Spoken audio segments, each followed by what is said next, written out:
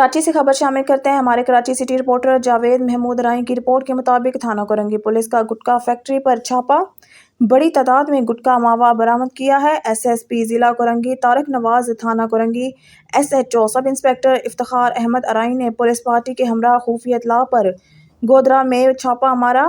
SSP जिला कोरंगी तारिक नवाज, थाना Korangi police ने लाखों रुपए मालियत का मौजरे सेहत गुटखा, तंबाकू और दीगर सामान बरामद कर लिया है। SSP जिला कोरंगी तारिक नवाज ने थाना कोरंगी पुलिस ने बड़ी हिकमत अमली से गुटखा मावा की फैक्ट्री चलाने वाले 2 सगे भाइयों को गिरफ्तार किया। SSP जिला कोरंगी तारिक नवाज गिरफ्तार। दोनों भाई कोरंगी सेक्टर 23A के इलाके गोधरा में गुटके मावे का कारखाना चलाते हैं। SSP जिला कोरंगी तारिक नवाज गिरफ्तार मुलजमान इस्माइल और इलियास के खिलाफ मुकदमा दर्ज कर दिया गया। SSP के अहकामात की रोशनी में गुटका मावा के खिलाफ क्रैकडाउन जारी है। SSP जिला तारिक नवाज।